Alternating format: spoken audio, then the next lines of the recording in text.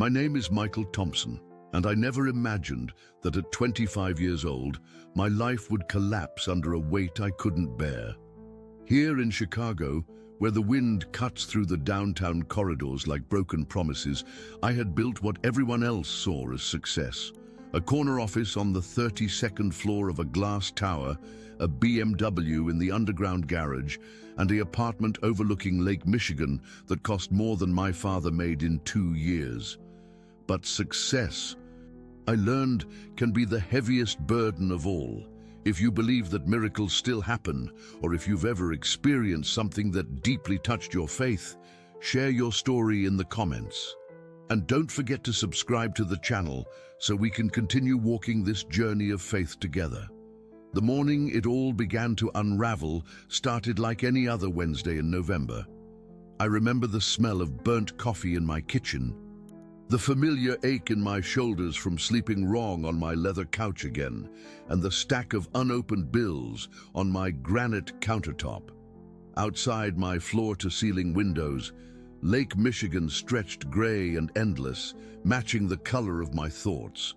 I'd been working at Morrison & Associates for 3 years, climbing the corporate ladder with the determination of a man running from something he couldn't name. Marketing executive, they called me.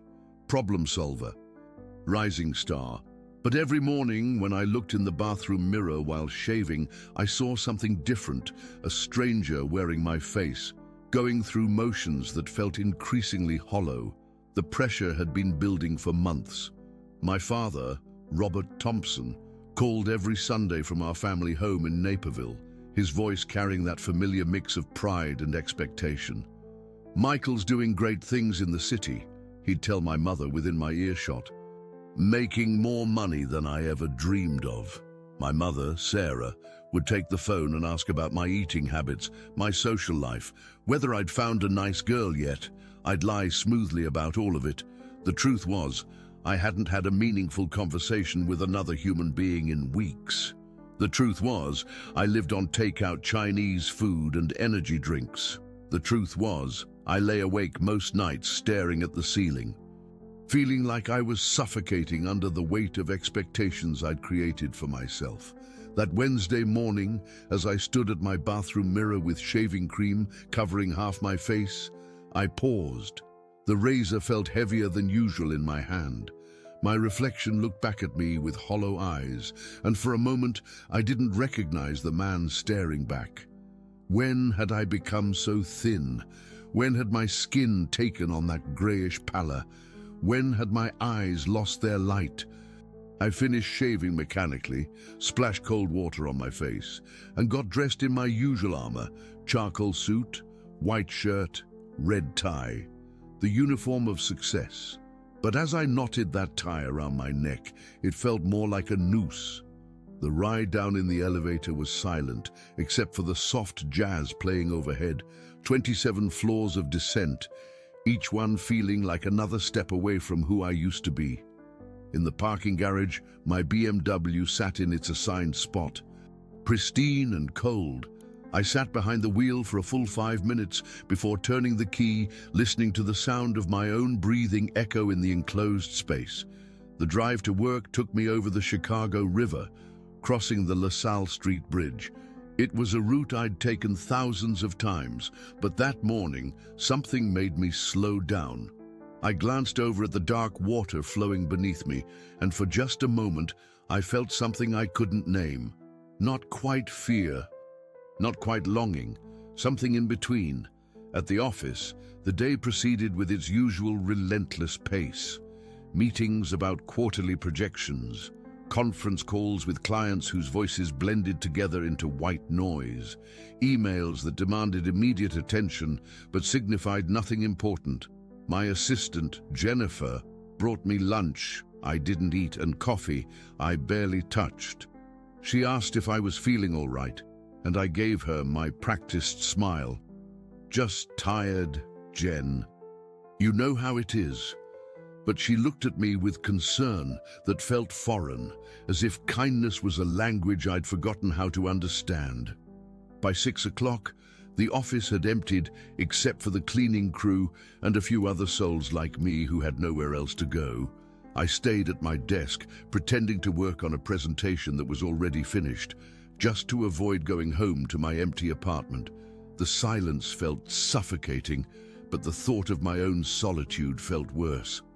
When I finally gathered my things and headed for the elevator, the building felt like a tomb. In the parking garage, my footsteps echoed off concrete walls, each sound seeming to mock me. I sat in my car again, key in the ignition, and realized I couldn't remember the last time I'd felt genuinely happy. Not content, not satisfied with an accomplishment, but truly happy. The drive home that night would have been routine, except for one thing. When I reached the LaSalle Street Bridge, I pulled over. I told myself I was just tired, that I needed a moment to clear my head before going home. But as I stood there on the sidewalk, looking over the railing at the Chicago River flowing dark and quiet below, something inside me began to crack open like ice under pressure. The November wind whipped through the canyon of buildings, carrying with it the scent of the river and the distant smell of pizza from a restaurant somewhere nearby. Cars passed behind me in steady streams, their headlights creating patterns of light and shadow on the water. Each one carried people going somewhere, people with purpose, people who belonged in the world in ways I felt I never had. I'd been standing there maybe 10 minutes when my phone rang. "Dad, hey, Michael, just wanted to check in on my successful son. How was work today?" His voice was warm, proud, full of the kind of paternal love that should have comforted me, but instead made the ache in my chest deepen. How could I tell him that his successful son felt like a complete fraud? How could I explain that every achievement felt empty, every promotion felt like another step away from who I really was? Work was good, Dad, really good. We landed that Johnson account I was telling you about. The lie came so easily, it frightened me. There was no Johnson account. There hadn't been any major wins in months. My performance reviews were slipping, and I'd been dodging my supervisor's requests for meetings. That's fantastic. Your mother and I are so proud of you. You know, I was telling Bill Henderson at church about your apartment overlooking the lake. He couldn't believe it. His son Tommy is still living in their basement at 28. Each word of praise felt like a small knife. I closed my eyes and pressed my forehead against the cold metal of the bridge railing. "Dad, I should probably get home. Long day tomorrow." Of course, son. Love you. Love you too." I hung up and immediately felt the weight of those words. I did love him. I loved both my parents desperately, which made this whole charade feel even more unbearable. They had sacrificed so much to put me through Northwestern, had worked double shifts and foregone vacations so I could have opportunities they never had. And here I was, living their dream and feeling like I was dying inside. The next few weeks blurred together in a haze of increasing desperation. I started making mistakes at work. Small ones at first, but then bigger ones that couldn't be ignored. I missed a client deadline. I sent an email with incorrect figures to the entire marketing team during a presentation to potential investors. I blanked out completely for 30 seconds, standing there in front of 20 people in expensive suits, forgetting my own name. My supervisor, David Martinez, called me into his office on a Friday afternoon in early December. David was a good man, maybe 10 years older than me, with kind eyes behind wire-rimmed glasses and a patient way of speaking that reminded me of a teacher. "Michael, sit down. We need to talk." I knew what was coming, but I sat anyway, my hands sweating despite the December chill coming through his office window. "I'm concerned about you. Your work has been inconsistent lately. More than that, you look like you haven't slept in weeks. Is everything okay at home?" Home. As if my sterile apartment could be called a home. As if the silence that greeted me every evening could be called okay. "I'm fine, David. Just been pushing hard, you know? Maybe I need a vacation." He studied my face for a long moment. "When's the last time you took time off?" I had to think about it, really think, I guess, maybe 8 months ago, that long weekend in July. Michael, you've worked through every holiday, every weekend, for almost a year. That's not sustainable. I'm going to recommend you take some time. Get your head together. The words hit me like a physical blow. Time off meant time alone with my thoughts, time to confront the growing certainty that I was failing at everything that mattered, time to face the fact that despite all my achievements, I felt utterly lost. How much time are we talking about? 2 weeks, minimum. Maybe consider talking to someone, a counselor, a therapist. There's no shame in it, Michael. We all need help sometimes. That weekend, I called my parents to tell them about my vacation. I framed it as a reward for my hard work, a well-deserved break after closing several big deals. More lies, but they seem to flow from me now like water from a broken pipe. That's wonderful, honey, my mother said. Maybe you could come home for a few days? Your room is exactly how you left it. I could make your favorite pot roast. The offer was tempting in a way that scared me. Part of me wanted nothing more than to retreat to my childhood bedroom, to let my mother take care of me like I was 12 years old again. But another part of me knew that going home would mean admitting defeat, would mean confessing that their golden boy was made of fool's gold. Maybe, Mom, let me see how I feel after a few days of rest.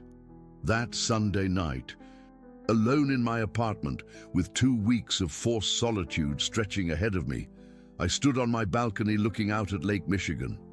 The water was choppy, gray-green under the cloudy sky. And somewhere out there, ships were moving cargo to destinations that mattered to people who had purpose. I tried to remember the last time I had felt excited about anything. Truly excited. The way I used to feel as a kid on Christmas morning or the first day of summer vacation. The memories felt like they belonged to someone else, like scenes from a movie I'd watched long ago. The silence in my apartment felt suffocating. I turned on the TV, but the voices of strangers felt hollow.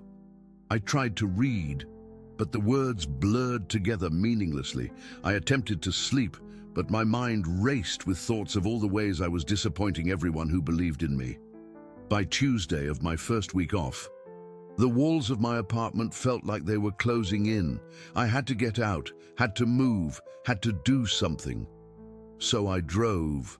No destination in mind, just drove through the city streets, past places that should have felt familiar, but seemed strange and distant. Somehow, I found myself on LaSalle Street again, approaching the bridge where I'd pulled over that night after Dad's phone call. This time, I didn't just pull over. I parked, got out, and walked to the center of the bridge. It was there, standing over the dark water with the December wind cutting through my coat, that I first acknowledged the thought that had been growing in my mind like a malignant thing. Maybe everyone would be better off without me. The thought, once acknowledged, became a constant companion. It followed me through the empty days of my enforced vacation, whispering seductively during the long hours I spent staring at the ceiling of my bedroom. It grew stronger each time I checked my phone and saw no missed calls, no text messages, no evidence that my absence from the world mattered to anyone. I started researching depression online, thinking maybe I could diagnose myself, fix myself with the same methodical approach I'd once applied to marketing campaigns. The symptoms matched: persistent sadness, loss of interest in activities, feelings of worthlessness, difficulty sleeping, changes in appetite. Check, check, check, check, check. But knowing the name of my prison didn't provide the key to escape it. My parents called every few days, and I became expert at performing normalcy over the phone. I'm relaxing, Mom, catching up on reading, taking long walks by the lake.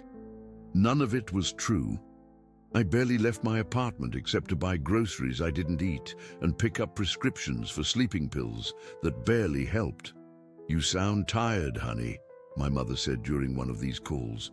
Her maternal intuition, sharpened by 25 years of loving me, picked up on something I thought I was hiding. Just the city, Mom. You know how it is. All the noise and rush. I'm thinking of maybe taking a real vacation soon. Somewhere quiet. That sounds wonderful. Maybe somewhere warm. You always loved the beach when you were little. I did love the beach once.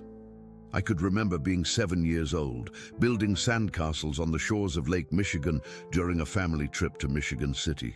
The memory felt like looking at someone else's life through thick glass. Maybe, Mom. I'll think about it. After hanging up, I stood in my kitchen holding the phone. And for the first time in weeks, I actually cried. Not the silent tears that sometimes came in the shower, but real sobs that shook my body and left me gasping. The sound of my own crying in the empty apartment was so pathetic that it made me cry harder. By the end of my first week off, I had stopped shaving. By the end of the second week, I had stopped showering regularly. When David called to check on me, I told him I was feeling much better and ready to come back to work, another lie to add to my collection. Returning to the office was like putting on clothes that no longer fit. Everything felt foreign, the familiar hum of fluorescent lights, the smell of coffee and copy machine toner, the sound of keyboards clicking and phones ringing. Jennifer welcomed me back with genuine warmth, but her smile made me feel like a fraud. "You look rested," she said, and though I could see concern in her eyes, ready to tackle the Henderson proposal. I had no memory of any Henderson proposal, but I nodded and smiled. "Absolutely. Send me all the files." The work that had once challenged me now felt impossible. Simple tasks took hours. I would start writing an email and forget what I was trying to say halfway through. During meetings, I found myself unable to focus on the conversations happening around me. People's voices seemed to come from far away, like I was hearing them through water. I started staying late, not because I was getting more done, but because I was getting so little done during regular hours. The cleaning crew began to know me by name. Marcus, who emptied my trash can, would nod and say, "Burning the midnight oil again, Mr. Thompson." I'd smile and nod back, as if dedication rather than dysfunction was keeping me there. One Thursday evening in January, as snow began to fall outside my office window, I made a mistake that couldn't be hidden. I sent a proposal to the wrong client, not just the wrong email address, but an entirely different company's proposal, complete with their competitor's name and confidential information. The phone call came the next morning. "Michael, we need to talk. Now." David's voice was tight with controlled anger. Sitting across from his desk, I felt like a child called to the principal's office.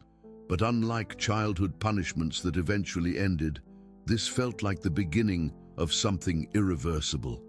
"I don't even know what to say, Michael. This isn't just a mistake.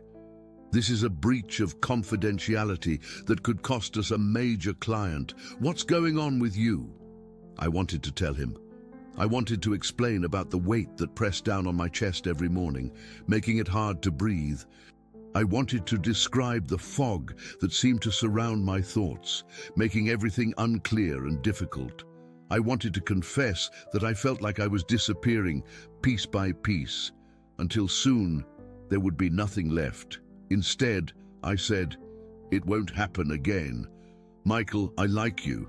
I've watched you do brilliant work, but I can't ignore what's been happening. I'm going to have to write this up formally. It'll go in your personnel file. And I'm strongly recommending you consider professional help. This isn't just about work performance anymore. I'm worried about you." That evening, I drove home through the snowy streets of Chicago. My windshield wipers struggling against the heavy flakes. The city looked different under the snow, softer, quieter, more forgiving. But I felt none of that forgiveness for myself. Back in my apartment, I opened a bottle of wine and sat on my couch. Looking out at the lake, the water was dark and choppy, and the snow made it impossible to see the horizon. It was like looking into nothingness. I called my parents that night, but for the first time in months, I didn't lie. Dad, I think I might be in trouble. There was a pause. What kind of trouble, son? I don't know. I don't feel right. Haven't felt right for a while now. Do you want to come home for the weekend? We could talk. The offer hung in the air between us. Home, the word sounded foreign, like a place I'd heard of but never been. Maybe, let me think about it. Michael, whatever it is, we love you. You know that, right? Nothing you could do or not do would change that. After hanging up, I sat in the dark for a long time, watching the snow fall past my windows. My father's words echoed in my mind. Nothing you could do or not do would change that. But what about nothing I could be? What if the problem wasn't what I did, but who I was? What if I was fundamentally broken in some way that couldn't be fixed? That night, I had the first dream about the bridge. In the dream, I was standing on the LaSalle Street Bridge, but instead of cars passing behind me, there was only silence.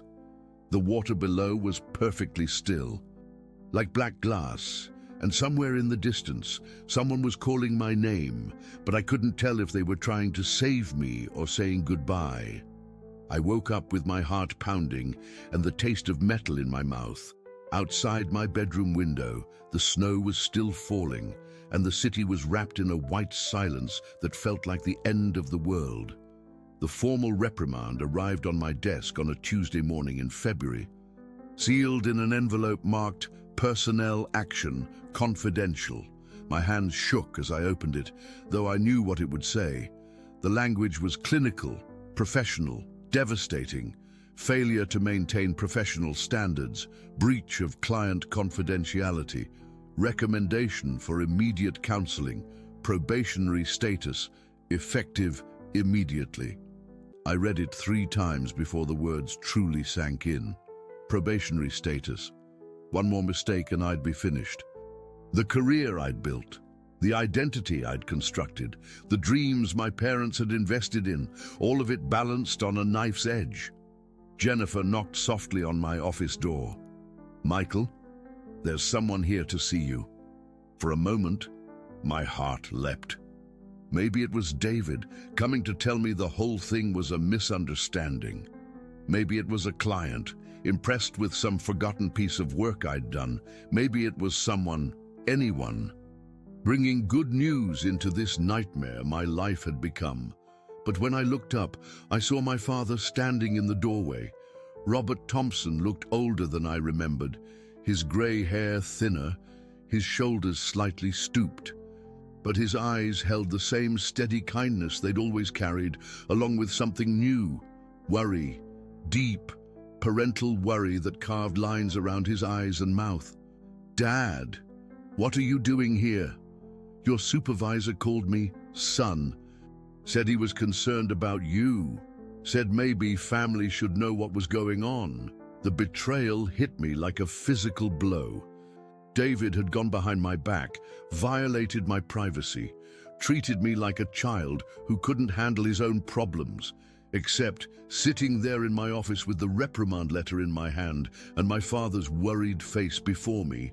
I realized that maybe I was exactly that. I'm fine, Dad. Really. David's overreacting. But even as I said it, I could hear how hollow my voice sounded. My father stepped into the office and closed the door behind him.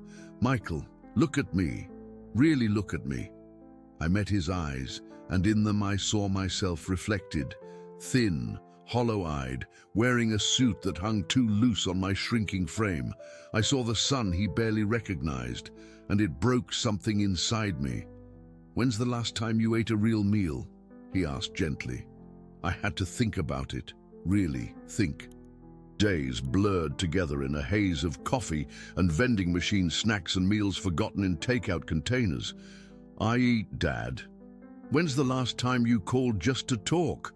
Not because your mother asked you to, not because you felt obligated, but because you wanted to hear our voices.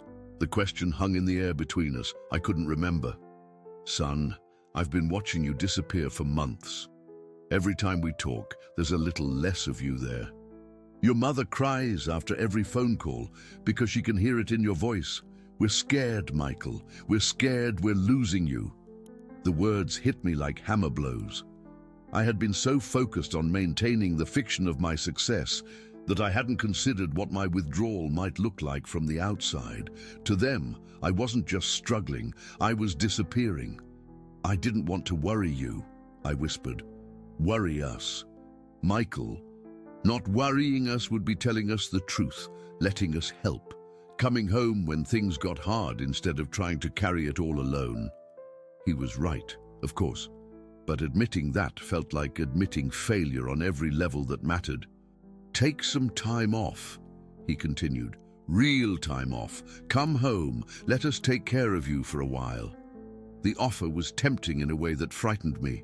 To go home, to sleep in my childhood bedroom, to let my mother cook for me and my father worry about the bills. It sounded like paradise and defeat wrapped into one package. I can't, Dad. I have responsibilities here, commitments. He looked at me for a long moment, and I saw something in his expression I'd never seen before. Disappointment, not in my failure, but in my stubborn refusal to accept help. Okay, son, but promise me something. Promise me you'll call if things get too hard to handle alone. Promise me you won't just disappear on us.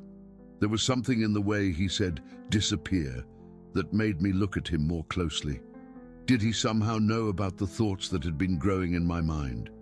Could he see the darkness I'd been carrying? I promise, Dad. After he left, I sat alone in my office as the afternoon faded into evening. The building slowly emptied around me, but I remained at my desk, staring at the personnel action letter and thinking about my father's words. Had I been disappearing? The thought was both terrifying and oddly comforting. Maybe disappearing was exactly what I wanted. By 9 o'clock, I was the only person left on my floor except for the security guard making his rounds. The cleaning crew wouldn't arrive for another hour. I gathered my things slowly, like a man preparing for a long journey, and made my way to the elevator. The parking garage was nearly empty, my BMW sitting alone under the fluorescent lights. I got in and started the engine, but instead of heading home, I found myself driving toward the river. The February night was bitter cold, with a wind that cut through clothing and skin straight to the bone. I parked on LaSalle Street and walked to the center of the bridge. Below me, the Chicago River moved dark and silent between its concrete banks. Ice had formed along the edges, but the center still flowed, black water catching and reflecting the city lights like scattered stars. The wind whipped through the canyon of buildings, carrying with it the smell of the river and the distant sound of traffic. But up on the bridge, I felt completely alone, more alone than I'd ever felt in my life. I pulled out my phone and looked at it for a long time. I could call my parents, tell them I was coming home, admit that I couldn't handle life on my own. I could call David, apologize, beg for one more chance. I could call a suicide hotline.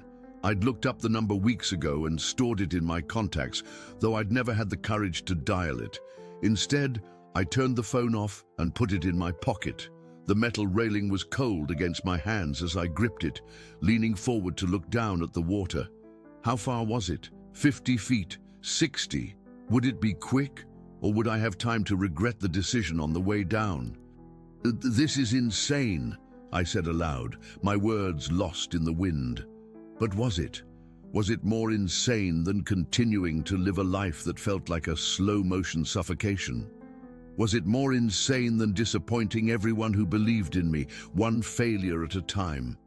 I thought about my parents, how they'd introduced me to their friends. This is our son, Michael. He works in marketing in the city, very successful.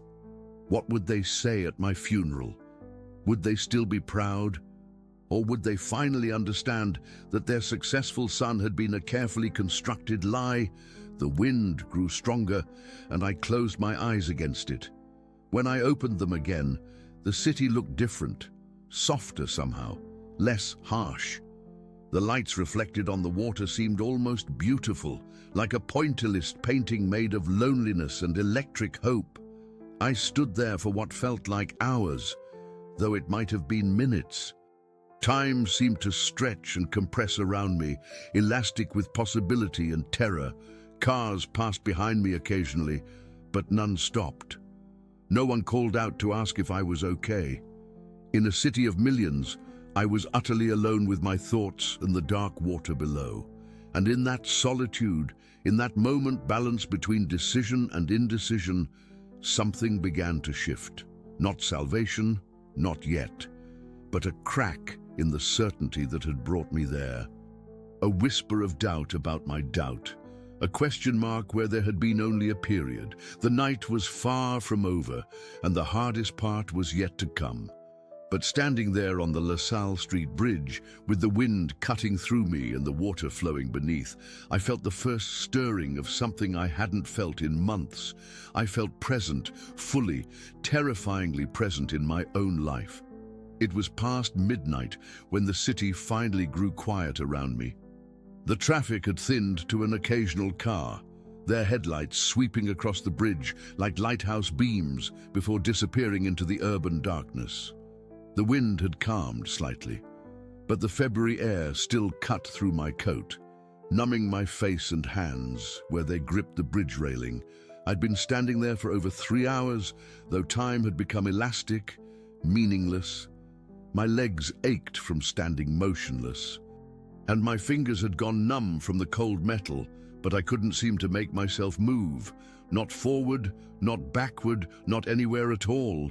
I was suspended between decisions, between worlds, between being and not being. The water below had begun to hypnotize me. The way it caught the scattered light from the city, the way it moved constantly but seemed somehow still. I found myself wondering what it would feel like.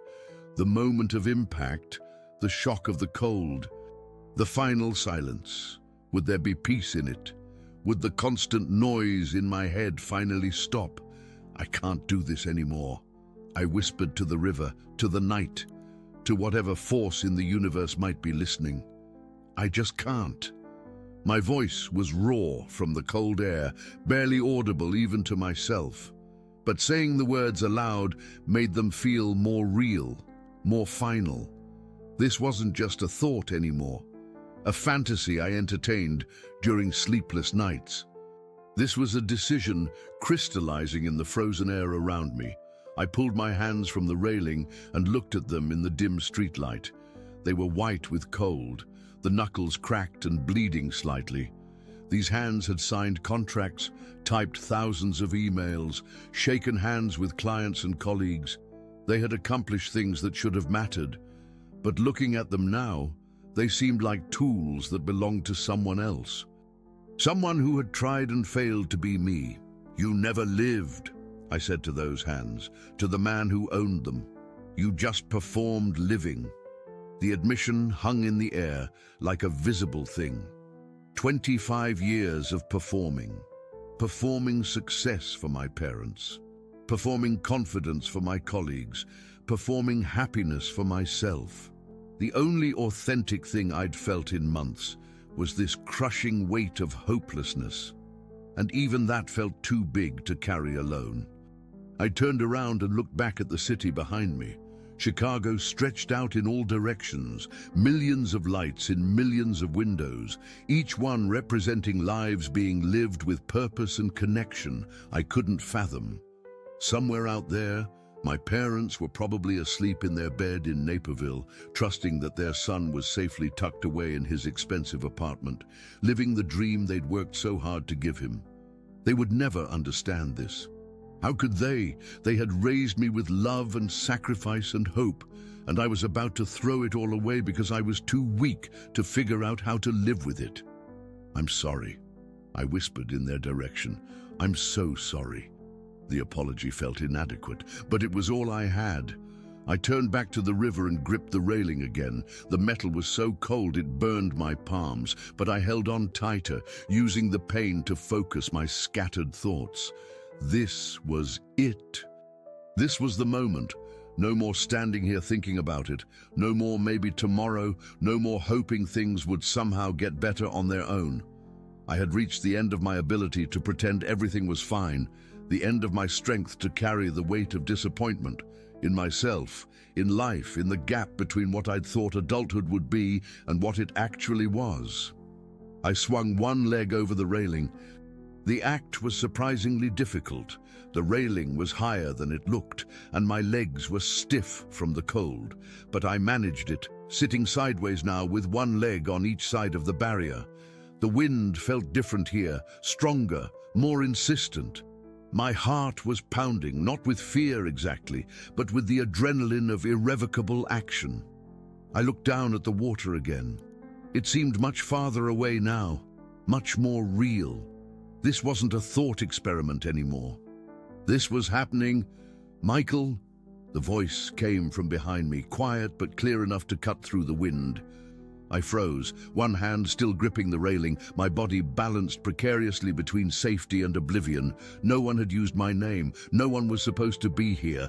I turned my head, expecting to see a police officer or a security guard, someone official who would try to talk me down with practiced words and professional concern. Instead, I saw a man standing about 10 feet away, watching me with eyes that held no judgment, no panic, no urgency to save me from myself. He was maybe in his 30s, wearing simple clothes, jeans, a dark sweater, a jacket that looked warm but not expensive. His hair was brown and slightly windblown, his face kind but not in the forced way of someone trying to be helpful. He looked like he belonged there, like he had been waiting. "Who are you?" I asked. My voice barely audible over the wind. "Someone who knows what you're feeling right now," he said simply. He didn't move closer, didn't reach out his hand or make any sudden movements. He just stood there, solid and calm in the chaos of my mind. "You don't know anything about me," I said, but even as the words came out, I wasn't sure they were true. Something about his presence felt familiar, like recognition without memory. "You're 25 years old, and you feel like you've been living someone else's life," he said quietly. "You work hard at things that don't satisfy you. You lie to people who love you to protect them from your pain. And you haven't felt truly happy in so long, you're not sure you remember what it feels like." Each word hit me like a physical blow. How could he know? Had he been watching me? Was this some kind of intervention my parents had arranged? "You think you're broken," he continued, his voice gentle but sure. "You think you're fundamentally different from other people, that you're missing some essential piece that makes life worth living. You think everyone else has figured out some secret you can't grasp." Tears started running down my cheeks, freezing almost immediately in the cold air. "Stop," I whispered. "You think if you disappear, everyone will be sad for a while. But then they'll move on and be better off without the burden of worrying about you. You think this is the kindest thing you can do for them." "Stop," I said louder, my voice cracking. He did stop talking, but he didn't leave. He just stood there, and in the silence, I realized that everything he had said was true. Not just true, perfectly, exactly, devastatingly true in a way that no stranger should be able to articulate. "How do you know all that?" I asked. Because I know you," he said simply. "I've always known you. I knew you when you were 7 years old, building sandcastles and believing you could do anything. I knew you when you were 17 and terrified you weren't smart enough for college. I knew you every day you sat in your office feeling like a fraud, and I knew you every night you lay awake wondering if this was all there was to life." The tears were coming harder now, and my grip on the railing was loosening, not from a decision to let go, but from the shock of being seen so completely by someone who shouldn't exist. "I've been here all along," he said, taking one small step closer. "In every moment you thought you were alone, I was there. Every time you achieved something and felt empty afterward, I was there, waiting for you to notice that success without purpose is just another kind of failure." Every time you helped someone at work and felt a flash of something real, I was there, hoping you'd recognize that feeling and follow it. I don't understand, I said, though part of me was beginning to. You've been looking for meaning in all the wrong places, he said gently. In your parents' approval, in your job title, in your bank account, in other people's definitions of success. But meaning isn't something you achieve, Michael. It's something you accept. It's something you are. He was close enough now that I could see his face clearly in the streetlight. There was something ageless about it, something that seemed both ancient and young, both familiar and impossible. And his eyes held a depth of compassion I had never encountered before, as if every pain I had ever felt was not only known to him, but shared by him. "Who are you?" I whispered again. He smiled, and the smile contained everything I'd been searching for without knowing I was searching: peace, purpose, love without condition, home. "I am the one who loves you exactly as you are," he said. "Not as you think you should be, not as others need you to be, but as you are right now, broken and beautiful and beloved beyond your ability to comprehend." And in that moment, sitting on the railing of the LaSalle Street Bridge with the dark water below and this impossible man before me, I knew exactly who he was. "Jesus!" I breathed. And it wasn't a curse or an exclamation of surprise. It was recognition, as certain and undeniable as recognizing my own reflection. The name fell from my lips like something I had been trying to remember my entire life. He nodded, that same gentle smile never leaving his face. "I've been waiting for you to call my name." The impossibility of it should have made me doubt my sanity. Sitting on a bridge in the middle of Chicago talking to Jesus Christ should have been the final proof that I had completely lost my grip on reality. But instead, his presence felt like the most real thing I had experienced in years. More real than my job, more real than my apartment, more real than the pain that had driven me to this bridge. "No, this isn't real," I said, but even as I spoke the words, I knew they were false. Reality isn't what you think it is, Michael. You've been living in a world of shadows, measuring yourself against illusions, chasing phantoms that promised fulfillment but delivered only emptiness. This conversation, this moment, this love you're feeling right now, this is what real looks like.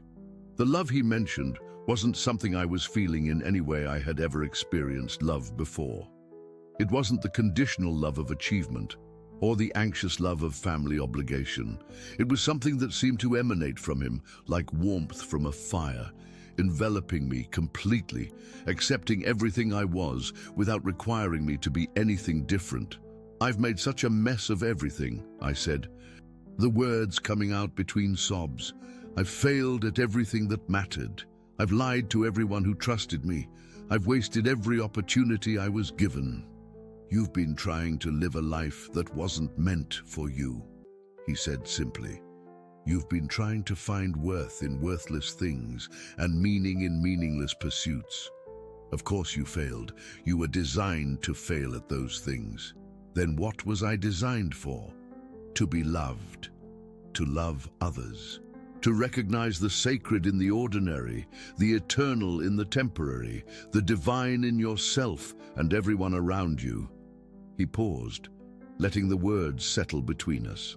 "You think your value comes from what you do, but it comes from what you are. You are my beloved child, and that identity doesn't change based on your performance." I thought about my parents, how they had loved me long before I accomplished anything worth mentioning. I thought about Jennifer at work, how she had shown me kindness even when I was falling apart. I thought about David, how his concern had been rooted not in my productivity, but in his recognition of my humanity. Maybe love like this had been there all along, and I had been too focused on earning it to notice it was freely given. "Why didn't you come sooner?" I asked. "Why did you let me get this bad?" "I've been coming to you every day," he said. Every sunset you barely noticed was me painting the sky for you. Every moment of unexpected kindness from a stranger was me reaching out to you. Every song that moved you, every book that spoke to your soul, every time you helped someone and felt that flash of purpose, that was me trying to show you who you really are. I thought back over the past months, looking for these moments he described. They were there, small instances I had dismissed as coincidence or hormones or wishful thinking. The woman in the coffee shop who had smiled at me for no reason. The homeless man I had given $5 to, and how good it had felt. The thunderstorm I had watched from my office window that had left me feeling strangely peaceful. Signs I had been too caught up in my own misery to recognize. But why this way? I gestured to the bridge, to my precarious position on the railing. Why did it have to get this bad before I could see you? Because sometimes we have to reach the end of ourselves before we can begin to discover who we really are. Sometimes we have to exhaust every false path before we're willing to try the true one. Your despair brought you here, but it also opened you to receive what you couldn't receive before. The knowledge that you are loved not for what you achieve, but simply because you exist. The wind had died down, and the city around us seemed to have grown quieter, more peaceful. Even the water below looked less threatening, more like a river than an escape route. "What happens now?" I asked. "Now you choose," he said. "You can continue to believe that your worth depends on your performance, that your value is determined by your success, that love must be earned through achievement. Or you can accept the truth that you are beloved exactly as you are, that your life has purpose even when you can't see it, that you are never alone even when you feel most isolated." It sounded simple, but I knew it wasn't. Accepting love, real love, is terrifying when you've spent your life believing you have to earn it. Trusting that life has meaning is frightening when you've experienced so much meaninglessness. Believing you're never alone is difficult when loneliness has been your closest companion. "I don't know how to live differently," I admitted. "You don't have to know how. You just have to be willing to learn. You just have to be willing to let me teach you, day by day, moment by moment, what it means to be truly alive." I looked down at the water one more time. From this angle, it looked different than it had hours ago. Less like an ending and more like what it actually was. A river flowing towards something larger than itself, moving with purpose even when that purpose wasn't immediately visible. Slowly, carefully, I swung my leg back over the railing and stood on the sidewalk side of the bridge. My legs were shaky from the cold and the adrenaline, but I was standing on solid ground again. "What do I tell people?" I asked. "What do I tell my parents? My boss? How do I explain any of this?" "You tell them the truth, that you've been struggling, that you need help, that you're ready to live differently. You don't have to tell them about me if you're not ready, but you tell them about you, the real you, not the performance you've been giving." The thought of such honesty was terrifying, but it was also oddly liberating. No more pretending, no more performing, no more exhausting effort to maintain a facade that was crumbling anyway. "Will I see you again?" I asked, turning to look at him fully. "You'll see me everywhere, once you learn how to look. In every act of kindness, every moment of beauty, every instance of love given freely without condition. In your parents' faces when you tell them the truth. In your own reflection when you finally see yourself as I see you." I blinked, and when I opened my eyes, he was gone. Not dramatically. He didn't fade away or disappear in a flash of light. He was simply no longer there, as if he had never been there at all. But the warmth of his presence remained, and the truth of his words echoed in my heart with a resonance I knew would never completely fade. I stood alone on the bridge for a few more minutes, but this time the solitude felt different.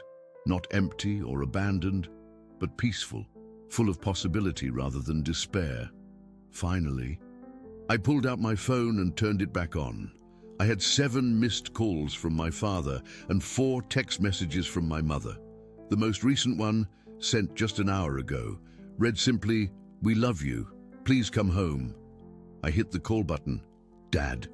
My voice was hoarse from the cold and crying, barely recognizable even to myself. Michael. "Oh, thank God. Son, where are you? We've been worried sick." It was 3 in the morning. But he answered on the first ring as if he'd been sitting by the phone waiting.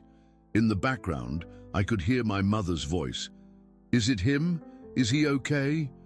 "I'm on the LaSalle Street Bridge," I said, and immediately heard both my parents take sharp breaths. "But Dad, I'm okay. I'm coming home."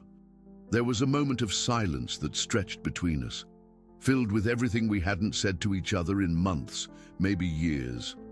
Then my father's voice, thick with emotion, "We'll be here, son.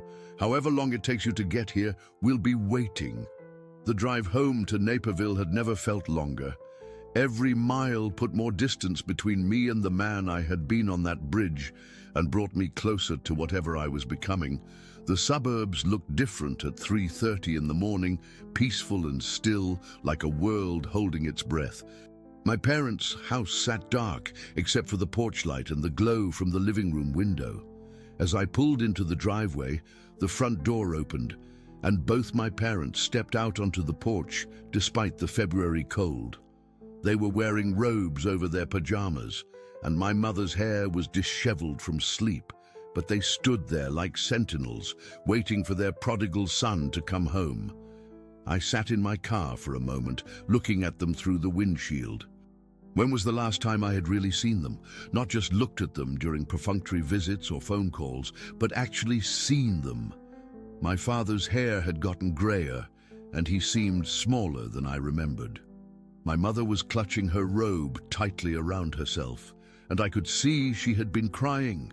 They had aged while I was busy pretending to be successful. They had worried while I was performing competence.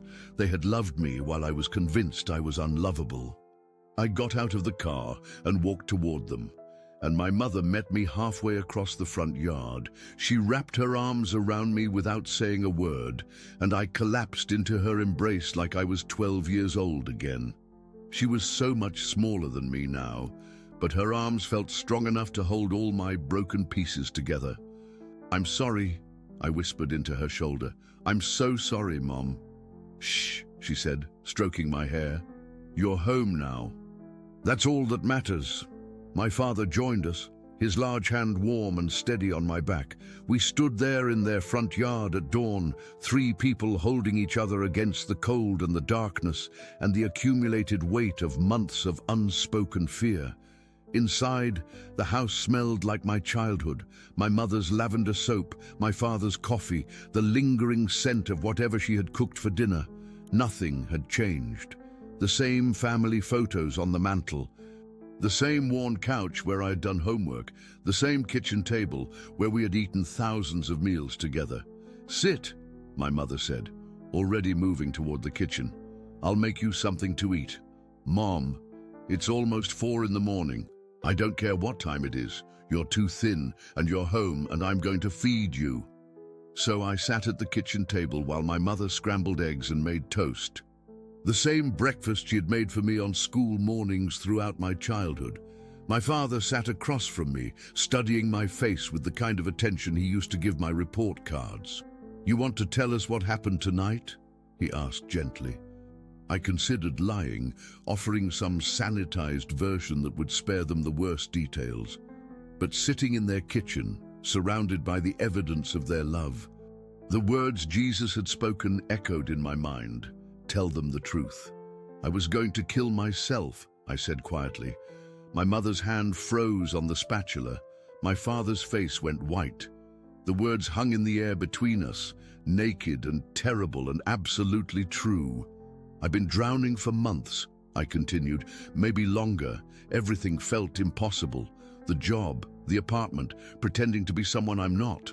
I felt like I was failing everyone, especially you guys. I thought you'd be better off without me." Tears were streaming down my mother's face, but she kept cooking, as if the familiar motion of caring for me could somehow undo the knowledge of how close she had come to losing me. "Son," my father said, his voice breaking, "how could you think we'd be better off without you? You're our child, our only child.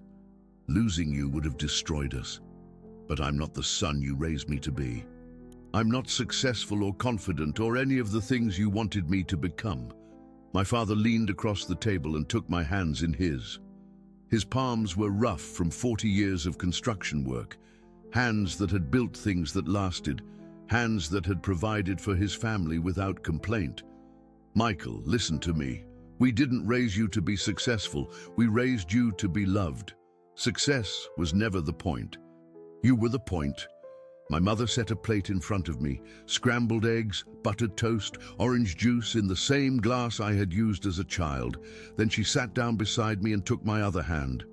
"All those phone calls where you told us about work, about your apartment, about how well everything was going, we didn't need to hear any of that," she said softly. "We just wanted to hear your voice. We just wanted to know you were alive and that you still loved us." "I do love you," I said, the words thick with tears. "That's what made it so hard. I loved you too much to keep disappointing you." "You never disappointed us," my father said firmly. "Scared us, maybe. Made us worry when we couldn't reach you, or when you sounded so tired on the phone. But disappointed? Never."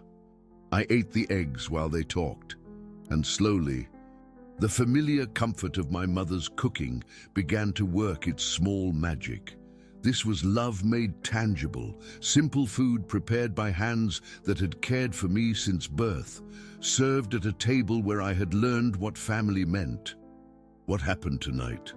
my mother asked. "What changed?" I thought about how to explain it. How do you tell your parents that you met Jesus on a bridge? How do you describe an encounter that transformed everything without sounding like you've lost your mind? "Someone helped me see things differently," I said finally. "Helped me understand that I've been measuring myself by the wrong standards, looking for love in the wrong places. It wasn't the whole truth, but it was enough truth for now. There would be time later to find words for what had happened.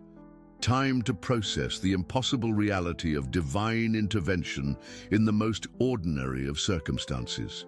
"We should have done more," my father said. "Should have recognized how much you were struggling. Should have pushed harder when you said you were fine." "You did everything right," I said, "and I meant it. You loved me, you supported me, you gave me everything I needed to succeed. The problem wasn't with your parenting. The problem was that I thought love had to be earned, and success had to be achieved, and worth had to be proven. I thought I had to be perfect to deserve what you'd already given me freely." We talked until sunrise, the three of us around the kitchen table, and slowly I began to tell them the real story of the past year. Not the sanitized version I had been performing, but the truth, the loneliness, the failures, the growing conviction that I was fundamentally broken. They listened without judgment, offering comfort when I broke down and encouragement when I found the strength to continue. When I finally finished, my father said, "What do you want to do now?" It was such a simple question, but I realized no one had asked me that in years, not what I should do, or what was expected of me, or what would look good on my resume. What did I want to do? "I don't know," I said honestly. "I know I can't go back to pretending everything is fine. I know I need help, real help, not just a vacation or a pep talk. And I know I want to figure out how to live a life that feels authentic, even if it's not impressive." "Then that's what we'll do," my mother said simply. "We'll figure it out together." That morning, I called David to tell him I was taking an extended leave of absence. I was honest with him too, not about the bridge or the encounter, but about my struggle with depression and my need for professional help. He was kinder than I expected, more understanding than I deserved. I found a therapist, a gentle woman named Dr. Rebecca Martinez, who specialized in young adults struggling with anxiety and depression. In our first session, I told her about feeling like I was living someone else's life, about the crushing weight of expectations, about the night on the bridge that changed everything. "It sounds like you're in the process of discovering who you really are," she said. "That's terrifying work, but it's also the most important work you'll ever do." Over the following weeks, living in my childhood bedroom and working with Dr. Martinez, I began to understand how I had gotten so lost. Somewhere along the way, I had confused identity with achievement, worth with productivity, love with performance.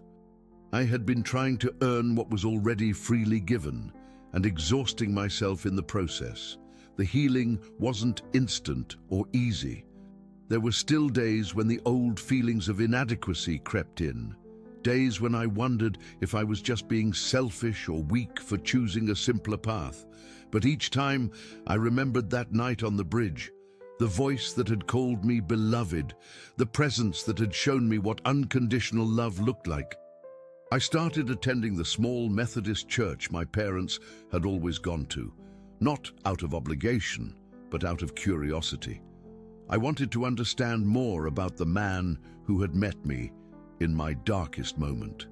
The pastor, Reverend Thompson, no relation, was a woman in her 50s who spoke about faith as a journey rather than a destination, about doubt as a companion to belief rather than its enemy. "Faith isn't about having all the answers," she said during one sermon that particularly moved me. "It's about being willing to live the questions, to trust that meaning can be found even in mystery, to believe that love is stronger than despair, even when despair feels overwhelming."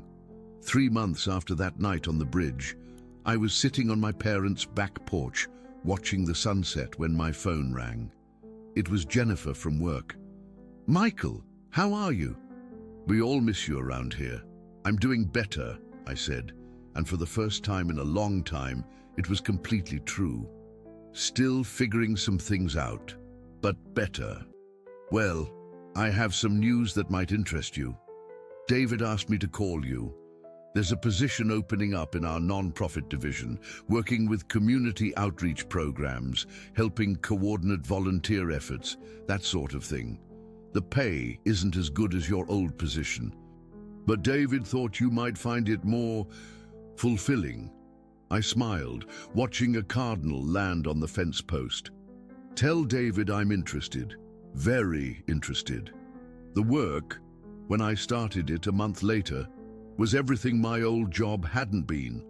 Instead of selling products people didn't need to impress clients who didn't matter, I was connecting resources with need, helping coordinate food drives and literacy programs and job training initiatives. It was messier work, more complicated, but every day I went home feeling like I had used my time for something that mattered. 6 months after the bridge, I had my first date in over a year. Her name was Grace, a name that made me smile for reasons I couldn't fully explain, and she worked as a social worker with homeless teens. We met at a volunteer event, and when she asked what had motivated me to change careers, I found myself telling her about that night in February when everything shifted. "And you don't think I'm crazy?" I asked after describing the encounter. "I think you're brave," she said simply. "It takes courage to admit when your life isn't working. It takes even more courage to change it." A year later, Grace and I were married in my parents' backyard, surrounded by family and friends and the kind of community I had never realized I was missing. During my vows, I promised to love her not for what she achieved, but for who she was. Not for how she made me feel, but for the privilege of sharing life with her. They were vows born from my own experience of being loved unconditionally, of being seen as beloved before I believed I deserved it. The LaSalle Street Bridge is still there, of course, carrying traffic over the Chicago River just as it did that February night. Sometimes I drive over it when I'm in the city for work, and I always slow down slightly when I reach the center, not from sadness or regret, but from gratitude. That bridge, which I had seen as the ending of my story, turned out to be the beginning. The place where I thought I would find death became the place where I discovered life, real life, authentic life, life rooted in love rather than achievement, in being rather than doing, in grace rather than performance. I never saw Jesus again in the way I saw him that night, but I see him everywhere now, just as he promised I would. In my wife's eyes when she looks at me first thing in the morning, in my parents' faces when we share dinner together, in the face of every homeless teenager we help find housing and hope, in every sunset that reminds me the world is shot through with beauty. I'm finally awake enough to notice the man I was before that night, the one who measured his worth by his bank account and his parents' approval. That man died on the LaSalle Street Bridge. But something new was born there too, a man who knows he is loved not for what he does, but for who he is, who understands that meaning is found not in achievement, but in connection, who has learned that sometimes you have to reach the end of yourself to discover that was never actually the end at all. It turned out, just the beginning. Dear listeners, we hope Michael's story touched your heart. If you'd like to keep experiencing powerful stories like this, subscribe to the channel, leave a like, and tell us in the comments which part moved you the most. Every day we share stories that reveal the depth of life and the human heart. We'll be waiting for you in the comments.